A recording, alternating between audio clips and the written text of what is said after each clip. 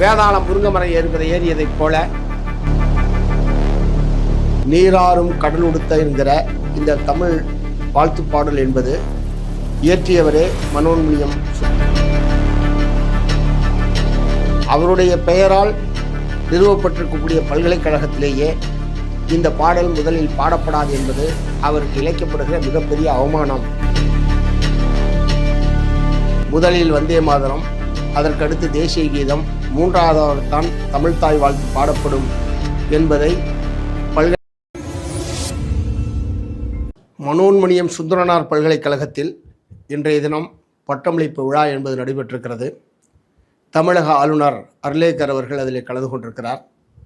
இந்த நிகழ்ச்சி சம்பந்தமான அறிவிப்பு துணைவேந்தர் அவர்களால் வெளியிடப்பட்ட போதே முதலில் வந்தே மாதரம், அதற்கடுத்து தேசிய கீதம், மூன்றாவதாகத்தான் தமிழ்த்தாய் வாழ்த்து பாடப்படும் என்பதை பல்கலைக்கழகத்துடைய துணைவேந்தர் அறிவித்த போதே தமிழ்நாடு முழுவதும் கடுமையான எதிர்ப்பு எழும்பியது. மார்க்சிஸ்ட் கம்யூனிஸ்ட் கட்சியின் சார்பிலும் கடுமையான கண்டனத்தை நாங்கள் வெளிப்படுத்தினோம். ஏனென்றால் நீராறும் கடலுடுத்த என்கிற இந்த தமிழ் வாழ்த்து பாடல் என்பது இயற்றியவரே மனோன்மணியம் சுந்தரம் பிள்ளை அவர்கள்தான். அவருடைய பெயரால் நிறுவப்பட்டிருக்கக்கூடிய பல்கலைக்கழகத்திலேயே இந்த பாடல் முதலில் பாடப்படாது என்பது அவருக்கு இழைக்கப்படுகிற மிகப்பெரிய அவமானம். ஆகவே இதை மாற்ற வேண்டும். தமிழ்நாட்டில் நடக்கக்கூடிய நிகழ்ச்சி என்கிற முறையில் தமிழ்த்தாய் வாழ்த்து என்பதை முதலில் பாடப்பட வேண்டும் என்று வற்புறுத்தினோம். ஆனால் தமிழ்நாட்டு மக்களுடைய உணர்வுகளையோ தமிழ்நாட்டில் உள்ள அரசியல் கட்சிகள் அமைப்புகளுடைய கருத்துக்களையோ மதிக்காமல் இன்றைய தினம் மூன்றாவதாகத்தான் தமிழ்த்தாய் வாழ்த்து பாடல் என்பது பாடப்பெற்றிருக்கிறது. இது வன்மையான கண்டனத்துக்குரியது. இரண்டாவது, அந்த நிகழ்ச்சியில் இன்றைக்கு கடுமையான எதிர்ப்பின் விளைவாக பல்கலைக்கழகத்தில் நடக்கக்கூடிய பட்டமளிப்பு விழாவுக்கு பல்கலைக்கழகத்தில் படிக்கக்கூடிய மாணவர்களே வராத வகையில் பல்கலைக்கழகத்திற்கு விடுமுறை விடப்பட்டு இன்றைக்கு அந்த நிகழ்ச்சி என்பது நடத்தப்பட்டிருக்கிறது. இப்படி நடத்த வேண்டிய அவசியம் என்ன என்கிற கேள்வியை நான் எழுப்ப விரும்புகிறேன்.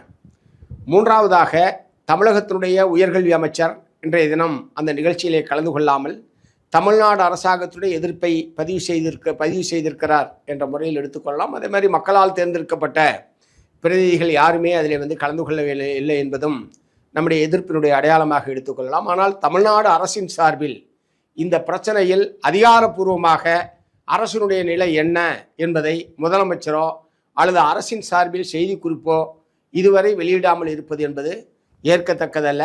இதுபோன்ற பிரச்சனைகளில் உடனுக்குடன் தமிழ்நாடு அரசு தன்னுடைய நிலைப்பாட்டை தெளிவுபடுத்த வேண்டும் என்று இந்த நேரத்தில் வற்புறுத்த விரும்புகிறேன். ஏனென்றால் ஏற்கனவே அமைச்சரவை பதவியேற்பின் போது வந்தே மாதரம் முதலிலும், அதற்கடுத்து தேசிய கீதம், அதற்கடுத்து தமிழ்த்தாய் வாழ்த்து என்று பாடப்பட்ட போதே கடுமையான விமர்சனத்துக்கு உள்ளானது.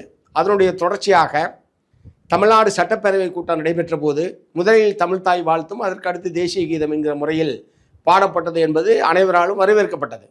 ஆனால் அதற்கு அடுத்து நடக்கக்கூடிய பல்கலைக்கழக பட்டமளிப்பு விழாவில் மீண்டும் வேதாளம் முருங்கமரம் ஏறியதைப் போல நம்முடைய ஆளுநர் அவர்கள் முதலில் வந்தே மாதரம் என்று அவருடைய உத்தரவுக்கிணங்க இன்றைய தினம் இந்த நிகழ்ச்சி என்பது நடைபெற்றிருக்கிறது.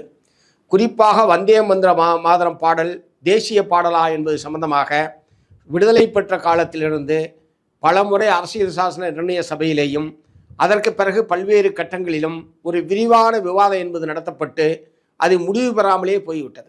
ஏனென்று சொன்னால் அந்த பாடலில் உள்ள பல பாராக்கள் இந்திய நாட்டினுடைய அரசியல் சாசனத்துக்கு விரோதமாகவும் இந்திய நாட்டினுடைய ஒருமைப்பாட்டுக்கு குத்தகம் விளைவிக்கக்கூடிய வகையிலேயும் அது இருக்கிற காரணத்தினால் அந்த பாடலை பாடக்கூடாது என்பதுதான் பொதுவாக நாடு முழுவதும் இருக்கக்கூடிய மதச்சார்பற்றம், மதச்சார்பின்மை, தேச ஒற்றுமை போன்றவற்றில் அக்கறை உள்ளவர்களுடைய கருத்து. அதே நேரத்தில் இப்போது வந்திருக்கக்கூடிய ஒன்றிய பிஜேபி அரசாங்கம் இதை கட்டாயம் இந்த தேசிய பாடலாக வந்தே மாதரத்தை முழுமையாக பாட வேண்டும் என்கிற முறையில் ஒரு சுற்றறிக்கை அனுப்பி அனைத்து மாநிலங்களையும் கட்டாயப்படுத்தக்கூடிய நடவடிக்கையை அது ஈடுபட்டிருப்பது என்பதும் வன்மையான கண்டனத்துக்குரியது. ஆகவே இந்த வந்தே மாதரம் பாடலை பாட வேண்டுமா வேண்டாமா என்பதை மாநிலங்கள் தான் தீர்மானிக்க வேண்டும். ஏனால் அரசியல் சாசனத்துக்கு விரோதமான ஒரு பாடலை பாட வேண்டும் என்று கட்டாயப்படுத்துவதே சட்டவிரோதமானது என்பதை நான் தெரிவிக்க விரும்புகிறேன்.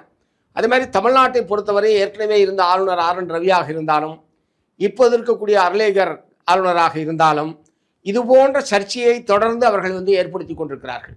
ஆகவே தமிழ்நாட்டில் இனிமேல் அரசின் சார்பில் எந்த நிகழ்ச்சி நடந்தாலும் அது பல்கலைக்கழக நிகழ்ச்சியாக இருந்தாலும் வேறு நிகழ்ச்சிகளாக இருந்தாலும் எந்த நிகழ்ச்சியாக இருந்தாலும் தமிழ்த்தாய் வாழ்த்து தான் முதலில் பாடப்பட வேண்டும் என்பதை உறுதிப்படுத்தக்கூடிய வகையில் வரக்கூடிய சட்டமன்ற கூட்டத்தொடரிலேயே ஒரு புதிய சட்டத்தை தமிழ்நாடு அரசாங்கம் இயற்ற வேண்டும் என்று மார்க்சிஸ்ட் கம்யூனிஸ்ட் கட்சியின் சார்பில் நான் வலியுறுத்தி கேட்டுக்கொள்ள விரும்புகிறேன். அதன் மூலமாகத்தான் இது அவ்வப்போது வரக்கூடிய ஒவ்வொரு நிகழ்ச்சிக்கும் ஒவ்வொரு முறையும் ஒரு வாத பிரதிவாதத்தை நடத்தி கொண்டிருப்பதற்கு பதிலாக தமிழ்நாடு அரசின் சார்பில் நடக்கக்கூடிய அனைத்து நிகழ்ச்சிகளும், அது கல்வி நிலையங்களாக இருந்தாலும் அரசு அலுவலகங்களாக இருந்தாலும் வேறு எந்த அரசின் சார்பில் நடைபெறக்கூடிய நிகழ்ச்சியாக இருந்தாலும் தமிழ்த்தாய் வாழ்த்து முதலில் பாடப்படும் என்கிற நிலைமையை உறுதிப்படுத்த வேண்டும் என்று தமிழ்நாடு அரசை இந்த நேரத்தில் கேட்டுக்கொள்ள விரும்புகிறேன்.